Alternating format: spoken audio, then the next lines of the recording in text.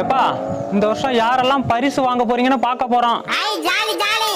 ஐயாசாமி கொலையில இருக்கிற 50 அடி கிணத்த அசால்ட்டா தாண்டின நம்ம அஞ்சலைக்கு 5வது பரிசு. நாவ மரத்துல இருந்து வந்த நல்ல பாம்பை நாக்கால நக்கி மூக்கால கொத்துன நம்ம சுருட்ட 4வது பரிசை கொத்திட்டு போறாயா. அது நல்ல பாம்பா? நான் நாக்கு பூச்சின்னு நினைச்சில கொத்துனேன். சூப்பர் சுருட்ட. ஓகேடி ஓகேடி.